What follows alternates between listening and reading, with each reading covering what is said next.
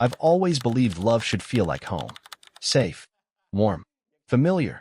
But what no one ever tells you is that even homes can have mold in the walls and broken foundations.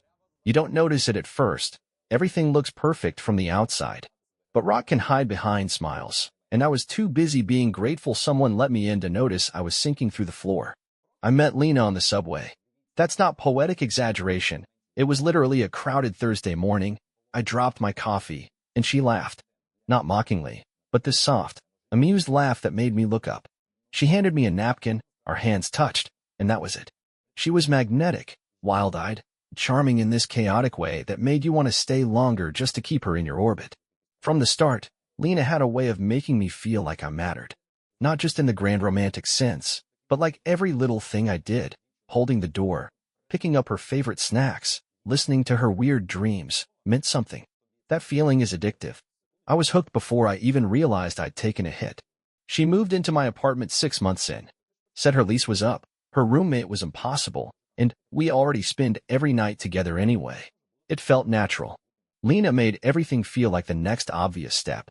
That was one of her gifts, her ability to frame things so they always seemed like your idea. Looking back, I realize I never actually asked myself if I wanted to live together. I just didn't want to disappoint her. At first, it was great.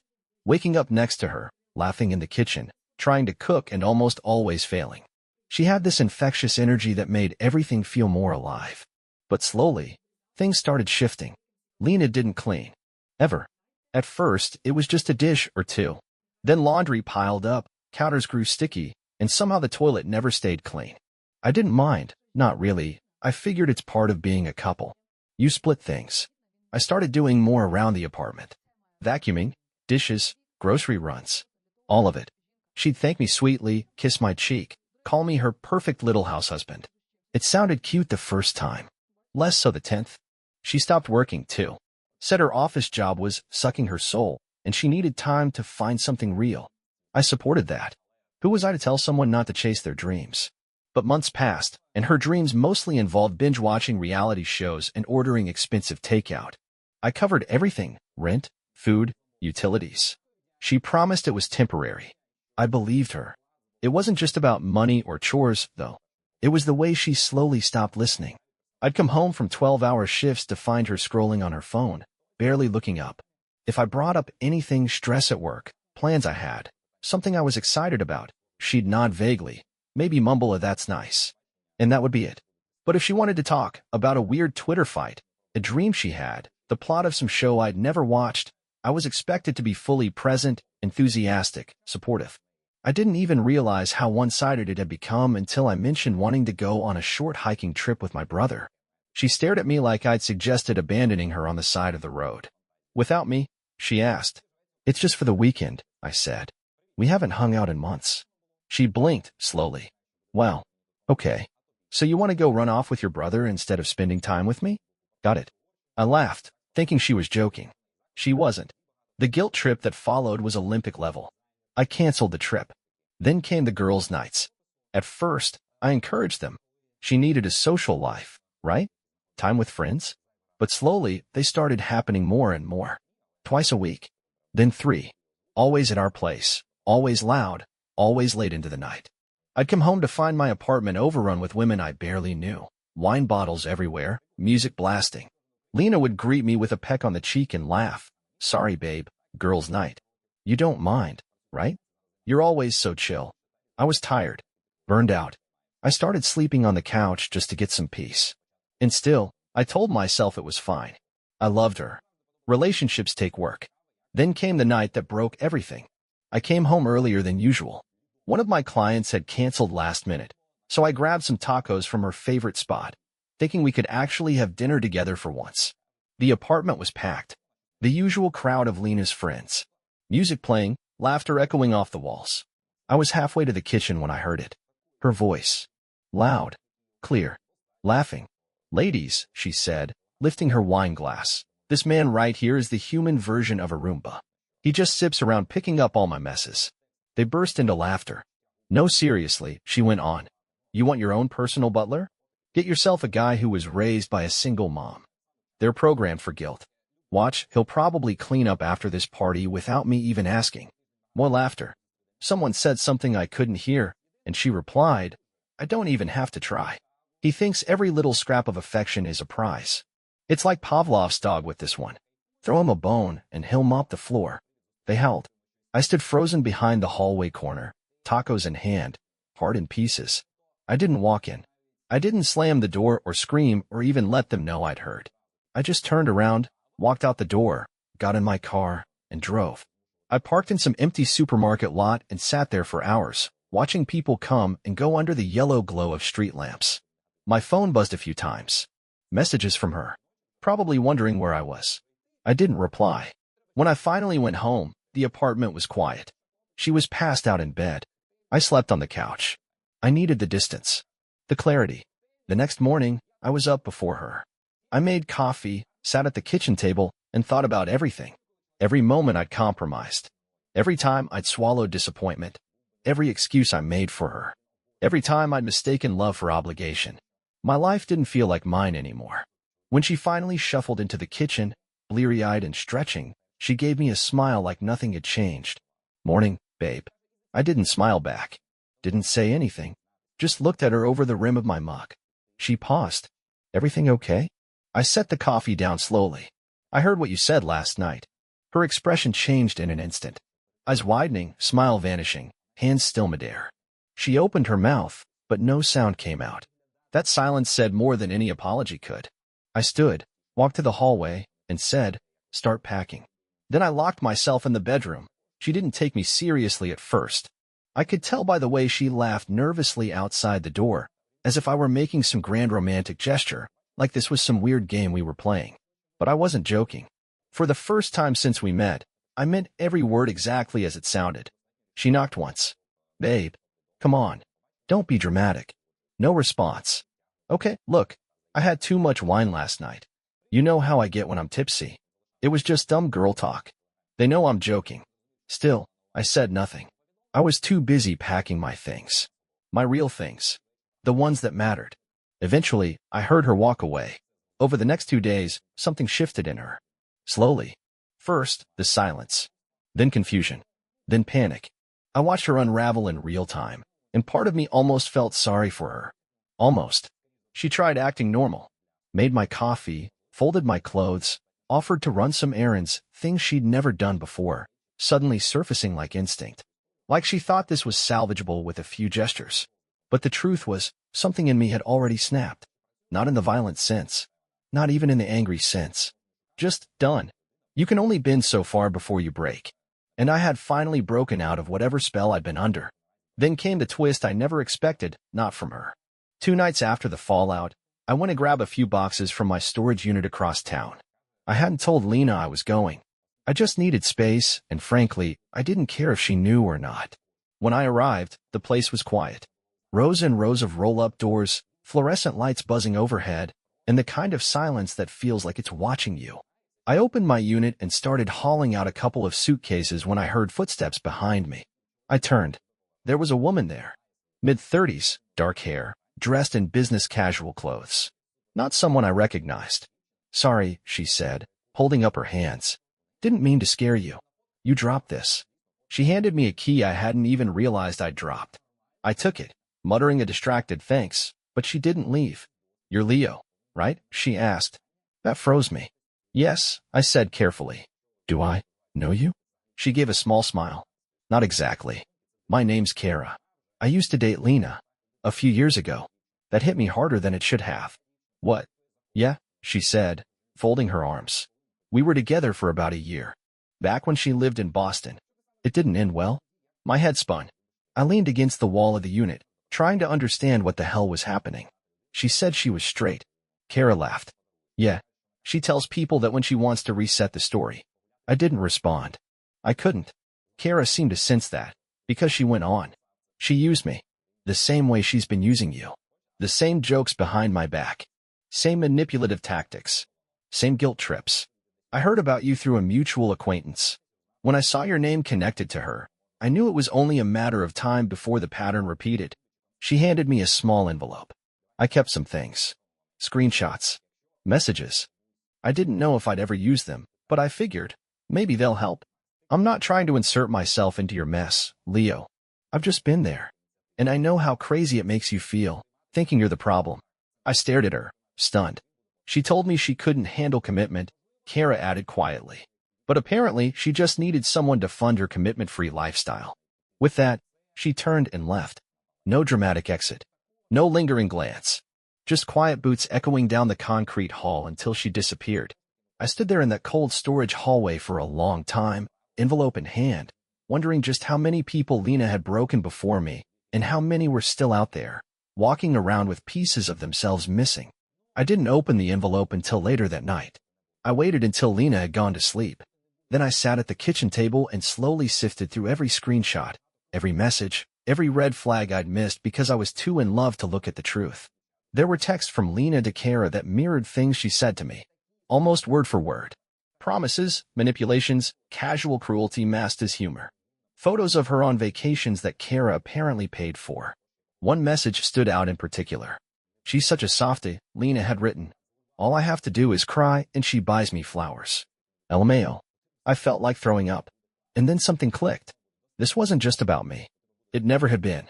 Lena didn't change. She didn't evolve. She just recycled. Different names, same script. In that moment, I stopped mourning what I'd lost. Because I hadn't lost anything real. I'd escaped. The next morning, I laid the envelope on the kitchen counter and left without a word. Hours later, she texted me. "What is this? Who is Kara?" I didn't reply. She called. I ignored it. Later that night, she came home from wherever she'd been, wild-eyed and furious. "You're going through my things now," she snapped, shaking the envelope. I tilted my head. No. She found me. Who the hell is she to come into our lives like that? R. I asked, laughing dryly. "There is no R anymore, Lena. You made sure of that." She flinched, like the words hit her harder than she expected. But I was past soft landings. I stood, picked up the duffel bag I'd packed, and walked to the door. "You can have the apartment," I said. "It's in your name anyway. I'll send someone to get the rest of my stuff." "Leo," she said, and this time her voice cracked. "You're just going to leave? Over some dumb jokes and an ex with a grudge?" I paused at the door, turning just enough to meet her eyes. "I'm not leaving because of what you said. I'm leaving because I finally believe it." Then I walked out, letting the door click shut behind me. And it felt like the first real breath I'd taken in years. The first few days after I left were a blur. I found a small apartment downtown, a cozy place in a quiet neighborhood that had none of the grandeur or empty space of my old place with Lena. It felt like a fresh start, but it also felt lonely, which I wasn't quite ready for. There was something about it that was peaceful, though. I could leave dishes in the sink without someone making me feel guilty for not doing them her way. I could order takeout without being judged for not cooking a gourmet meal. I could be messy, tired, or distracted without someone picking apart every little thing I did. I was free in a way that felt unfamiliar, and it was both liberating and terrifying. For the first time in years, I didn't have to anticipate her every need or question my decisions. It was strange to just live without the constant pull of someone else's expectations. But I was also overwhelmed. The silence of my new place made me realize how noisy my life had been. Not just the physical noise, the clinking of wine glasses, her laughter, the rush of social media notifications, but the noise in my head. The second-guessing. The wondering if I was enough. If she loved me. If she was happy. I had no answers. Not yet. My phone didn't stop buzzing. First, there were texts from Lena. Then a couple from her friends, some of them apologizing. They seemed almost surprised that I had the courage to leave, like they assumed I would just keep putting up with it. I didn't reply. I couldn't. What was there to say? That I wasn't a joke? That I deserved better? I was tired of justifying my decisions. One night, I went out for a drink at a small bar nearby. It wasn't the kind of place where people recognized you, and I liked that about it. I needed to be anonymous for a while. I sat at the bar, sipping whiskey, not thinking about anything in particular when a voice interrupted my thoughts. "You're Leo, right?" I turned.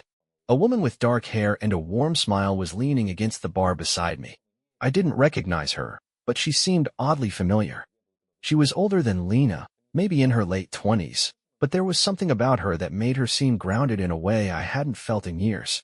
"Yeah," I said, glancing at her name tag. "Rachel." She smiled slightly. "You probably don't remember me. We met a few months ago. I'm a friend of Lena's. Well, used to be." I stiffened at the mention of Lena's name, but I didn't want to be rude. Right, I remember you. What's up? Rachel tilted her head, a knowing look in her eyes. I heard about everything. I wanted to check on you. I didn't say anything at first. What could I say? She had been part of the group that had been around Lena, people who had watched from the sidelines and either stayed silent or laughed along. But she didn't seem like the others. There was something different about her, something almost genuine. You're probably wondering why I'm talking to you, she continued, a hint of apology in her voice. I'm not here to make things worse or play sides. I don't know. I wanted to say I'm sorry for how things went down. I stared at her for a long moment, unsure what to say. Apologies were something I was used to hearing from people who were only sorry they got caught. But there was something in her voice that sounded sincere. I know Lena can be manipulative, Rachel went on. I've seen it for years. She always had a way of controlling people without them even realizing it. And she's been trying to do the same with you. I can't say I didn't notice it, but I didn't know what to do. It's hard to confront someone like that. I let out a breath, the weight of her words sitting heavy in my chest. Why are you telling me this now? Because I watched you go through it, Rachel said quietly. And I watched you leave, and it made me realize something. You're the first person I've ever seen stand up to her. Everyone else just gets sucked in, tries to please her, make her happy. But she's never happy. Not unless she's in control. I didn't reply. I was too busy processing the quiet truth in her words. The way Lena had made me feel small, like I wasn't enough, like nothing I did would ever be good enough. I just wanted to say, Rachel said, pushing a napkin across the bar to me, that I respect what you did. You deserve better than what she gave you. I looked down at the napkin. There was a phone number on it. I'll leave you alone now. But if you ever want to talk, or if you want someone who actually sees you, you can call me. I looked at the number for a long time, wondering if I should call. But the truth was, I wasn't ready. Not for anyone else. Not yet. I needed to heal, not jump into something new. I left the bar that night without calling her, without saying another word. But for the first time in a long while, I felt a flicker of something like hope. The days that followed weren't easy. There were moments where the loneliness felt suffocating, where I missed the comfort of having someone beside me, someone to share my thoughts with, to laugh with, to touch. I still wasn't used to being alone. But I began to get used to it, little by little. I spent more time at the gym, worked longer hours, started reading again. I got back to the things I'd neglected, and slowly, those things began filling the empty spaces that had been left by Lena's absence. But no matter how much I filled the silence, one thing stayed with me. The memory of her voice, mocking me. The way she laughed at me behind my back. The way I had let her tear me apart, piece by piece, until there was nothing left but a version of me she'd created. I wasn't that person anymore. And I realized something. The hardest part wasn't leaving. It wasn't the fight or the decision to walk away. The hardest part was unlearning all the ways I had been programmed to think I was nothing without her. But now, I was learning to be myself again. I was learning to trust that I could be enough, that I didn't go back to my old place. There were still things there I hadn't packed up, memories I'd left behind. But something in me told me I needed to keep moving forward. The more I thought about Lena and everything she had made me feel, the more I realized how toxic it was to hold on to the past. I couldn't afford to keep circling back to it. I had to close that chapter, even if it meant leaving behind things I thought were important. I spent the next few weeks focusing on myself, slowly figuring out who I was outside of her shadow. I took long walks in the park. I started cooking meals for myself, experimenting with recipes I'd never bothered with before. I spent nights on my balcony watching the city lights, feeling the weight of silence settle in my bones. For the first time in a while, I didn't feel like I had to prove anything to anyone. And then, just when I thought I was starting to heal, Lena resurfaced. It was a Saturday morning. I was sitting at my kitchen table, scrolling through my phone when my doorbell rang. I wasn't expecting anyone. Maybe it was a delivery. But when I opened the door, there she was. Lena. Her face was a mixture of frustration and desperation, eyes wide, hair unkempt. She had that look about her, the one she always used when she wanted to make me feel sorry for her. But something in me was different now. Something in me didn't buy it. I need to talk to you, she said, stepping into my space without waiting for an invitation. I stood there, silent. I wasn't sure what she expected, but I wasn't giving her the pleasure of seeing me rattled. I wasn't going to let her in the way I used to. She could stand there all she wanted, but I wasn't playing her game anymore. What is it? I asked flatly. Lena stared at me, fidgeting nervously. I made a mistake. I know I've hurt you, but I want to make things right. I didn't reply. I wasn't going to ask her to explain herself, to justify her actions. I had heard enough excuses to last a lifetime. I'm not who I was, she went on, stepping closer. I've changed. I can be different. I just need you to trust me again. There it was. The same words, the same promises. And they meant nothing. She had used them on me before, and it hadn't worked then. Why would it now? I leaned against the doorframe, crossing my arms. Why now? She hesitated, her eyes flicking to the floor. I've realized. I've lost everything. All my friends, my lifestyle, all the things I thought mattered. They're all gone. And I can't do this alone. I need you. Please, Leo, don't let me go. Her voice cracked at the end, but it didn't move me. I saw it clearly now, the manipulation in her words. The desperation wasn't from love, it was from losing control. From being exposed. I'm not your safety net anymore, Lena, I said, my voice calm but firm. You never appreciated me when I was there. Now that I'm gone, you want me back because you don't have anyone else to carry your weight. Her face turned red, anger flashing in her eyes, but I didn't flinch. That's not fair, she snapped. You can't just walk away from everything we had. I sighed, feeling a strange mixture of pity and relief. You've been using me, Lena. You've been taking, and now you're acting like I owe you something. Like I'm supposed to just come back and fix everything for you. I saw her freeze for a second, like the words actually hit her.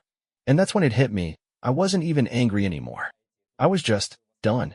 So completely done. She had drained the life out of me for far too long, and I wasn't going to let her do it again. I'm sorry, I said, my tone final. But we're done. For good. Her eyes widened, and her lips trembled. Leo, please. I stepped back, holding up a hand to stop her. You can't manipulate me into feeling sorry for you anymore. I'm not going to be your crutch. You're going to have to face the consequences of your actions. I already did. The silence between us grew thick, heavy. Lena stood there, mouth open, as if she couldn't process what was happening. She had never heard no from me before. Not like this. Not in a way that meant there was no coming back. I don't want you to come here again, I added. Not like this. Not with more empty promises. We're done. She opened her mouth to speak, but nothing came out. For the first time in our relationship, I wasn't trying to comfort her. I wasn't trying to smooth things over. I was just letting her feel the weight of her own choices. Without another word, I closed the door. And when the click of the lock echoed through the hallway, I felt something shift inside of me. It wasn't just the end of our relationship. It was the end of the version of me that had been afraid of standing up for himself. The version of me that kept bending, kept giving, kept hoping for something to change. But nothing changed. I had to change. The next few days passed quietly. Lena didn't try to contact me again. I think she knew it was over. I was finally free, really free, of her hold over me. And it felt strange at first, like I was walking into an unfamiliar room. But each day that passed, I started to feel more like myself again. More comfortable in my own skin. A week after our confrontation, I ran into Rachel again, but this time it was at the coffee shop near my apartment. She waved me over with a friendly smile. Didn't think I'd see you again, she said, her voice light. I smiled, sitting down across from her. I didn't expect to see you either. How's everything? She asked. I shrugged, taking a sip of my coffee. It's getting better. Still getting used to the freedom. She nodded, understanding in her eyes. I'm glad. You deserve it, Leo. You really do. I looked at her for a long time, feeling something shift inside of me. Maybe it wasn't just the freedom. Maybe it was the fact that, for the first time in a long time, I was surrounded by someone who saw me. Not for what I could do for them, but for who I was. Rachel didn't try to fix me. She didn't expect anything from me. She just let me be. And I realized something important in that moment. I wasn't alone anymore. I hadn't been alone in the first place. I just needed to learn to see it. The months passed, and with each one, the fog that had clouded my mind for so long started to clear. I found myself doing things I hadn't thought about in years, things I'd put aside to please Lena, to keep the peace, to maintain the illusion that if I just gave enough of myself, she'd finally see me. But she never did. Not really. And in the end, I realized it wasn't my fault. My mornings now started with quiet moments in my apartment. No chaotic rush to please someone else. No pretending to be okay when everything inside was breaking. I took my time with coffee, read books I had always wanted to get into, and even started drawing again, a hobby I'd forgotten I enjoyed. I wasn't looking for anything from anyone. I was just living, breathing, and feeling. But just when I thought I was finding balance, everything changed. The twist I never saw coming wasn't something Lena would do. It wasn't some new drama to deal with. It was someone I never expected to make an appearance again, my family. One evening, I received a call from my mom. We hadn't talked much since the divorce. She had been supportive, of course, but I hadn't felt like talking. Not to anyone. I was still processing what had happened, still learning to stand on my own 2 feet. "Leo," my mom said, her voice tight, "I need you to come over. Your dad's been trying to get a hold of you." My chest tightened. I hadn't talked to my dad in months. He was the strong, silent type, the kind of guy who never expressed emotions unless it was in the form of sarcasm or a joke. He and I didn't talk much, but when we did, it was like everything was right again. Still, something about this call made my gut twist in a way I couldn't ignore. I put down my phone and grabbed my jacket, heading for the door. On the drive over, I tried to calm myself, not sure what to expect. I had no idea why my dad was calling. I hadn't been prepared for the weight of what was about to come. When I arrived at my parents' house, my dad was sitting at the kitchen table, staring at the old coffee mug in his hands, looking like a man who had lived too many years without realizing how much time had passed. "Dad?" I asked, stepping into the kitchen. He glanced up, but his eyes were distant.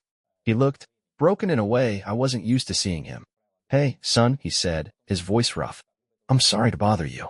It's just, I don't know how to talk about this, but I feel like you need to hear it. I've been thinking about you and your mom a lot lately." I sat down across from him, unsure where this conversation was going. My mom was hovering nearby, watching us both like she was waiting for something, maybe the fallout. "You know how long your mom and I have been married," Dad said, his voice shaky. "Over 40 years now. And, well, I think I've always tried to show her I care by doing what I thought she wanted, giving her the things I thought would make her happy. But, Leo," he paused, taking a breath, "that's not enough. It never was." I felt a lump form in my throat. I'd never heard my dad speak this openly about his feelings, about their marriage, about how he'd let my mom control everything without ever realizing it. He looked me dead in the eye. I'd been the guy who does whatever she asks, hoping she'll see it and be happy, hoping she'll finally love me the way I wanted. But I'd been a fool. I'd been a doormat, just like you were. I sat there, stunned. My dad, the one who had always been the pillar of strength in my life, was admitting that he had been weak, that he had allowed himself to be manipulated the same way Lena had manipulated me. It felt surreal. "You were right, Leo," he continued. "I see it now. I've been giving her everything: time, money, affection, hoping that one day she'd appreciate me. But she didn't. Not really. And I let her walk all over me. I let her dictate everything in our lives, and I was too afraid to speak up, to fight for what I needed, for what I deserved." I didn't know what to say. My mind was still processing everything he had just said. I had never imagined hearing those words from my dad. It made me realize how deep this problem ran, not just in my relationship, but in the way we had been raised, in the way my parents had lived their lives, hoping that sacrificing their own needs would lead to happiness. "You were the one who taught me how to treat a woman," I said quietly. "How to love." But it was like I took it too far. I gave too much of myself and forgot about who I was in the process. Dad nodded slowly. "I've learned that lesson too late, son. Don't make the same mistake I did. Don't lose yourself for someone who will never truly appreciate what you're giving. Love isn't about being a doormat. It's about respecting each other mutually. And if someone isn't willing to do that, then it's time to walk away." It felt like everything was coming full circle. The words I had longed to hear from Lena, the words I had never gotten, were finally coming from the person who had always been a silent witness to my pain. But it wasn't just a lesson about relationships. It was a lesson about life, about not losing yourself to anyone, about knowing when to walk away from the toxic and make space for the good. That night, after the conversation with my dad, I realized something even more profound. It wasn't just about Lena. It wasn't just about the betrayal, the manipulations, the false promises. It was about me finding strength in who I was, not in what someone else needed me to be. I didn't need anyone to define me. I didn't need anyone to make me feel like I was enough. I already was. The twist didn't just lie in Lena's betrayal. It was in the realization that, for once, I was the one who had control. I was the one who had the power to choose. And that power, I knew now, was never meant to be handed away so easily. I would live on my terms. Finally, after the conversation with my dad, things started to fall into place in a way I hadn't expected. The world didn't magically right itself, of course. Life was still complicated, messy, and full of unknowns. But something shifted in me that night. I'd learned to stop living for someone else's approval. And, more importantly, I learned how to see myself as whole, regardless of the relationships that had drained me. My phone didn't stop ringing for a while. Texts from Lena, voicemails, even random messages from mutual acquaintances. I ignored it all. I wasn't interested in being dragged back into the emotional roller coaster I just escaped. I had too much to rebuild, too much to look forward to. And honestly, I wasn't in any hurry to forgive her. The weight of that betrayal still sat heavy in my chest. It wasn't just about the things she'd said behind my back. It was the way she had used me for years, making me believe that the more I gave, the more I would receive in return. But there was no reciprocity in that relationship. No real love. Just an endless cycle of me trying to prove my worth and her quietly chipping away at my self-esteem. It didn't happen overnight, but I eventually felt lighter. I started seeing the world differently. I went to the gym again, really went this time. I didn't just go through the motions, but pushed myself in ways I hadn't in years. I had time to read books I'd been meaning to dive into, and slowly, I began to rediscover the things I'd neglected. Music, movies, hobbies. I had forgotten what it was like to do things just because I enjoyed them, not because it would make someone else happy. A few months went by, and things felt like they were settling. I wasn't rushing into anything new, no relationships, no drama, no unnecessary baggage. Just me. Just the life I was slowly carving out for myself. But then, one night, I was sitting in my favorite cafe, sipping my usual black coffee and skimming through a new book when I felt a presence at the table. I looked up, expecting to see a waiter or some random person trying to strike up a conversation, but it wasn't that. It was Rachel. She smiled softly, hesitant but warm. "Mind if I sit?" I raised an eyebrow, trying to gauge the situation. I wasn't looking for another drama-filled chapter in my life. But something about Rachel felt different. She wasn't like the others. She wasn't part of the mess I had left behind. "Sure," I said, closing my book and pushing it to the side. "What's up?" Rachel sat down, looking a little unsure but also determined. "I know I wasn't part of the problem, but I just wanted to check in.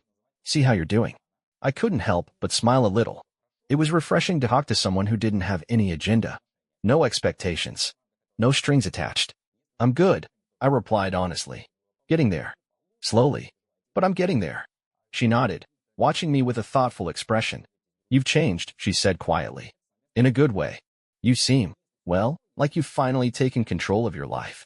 I didn't say anything for a while, just taking in the words. It felt odd to hear someone else confirm what I'd already known.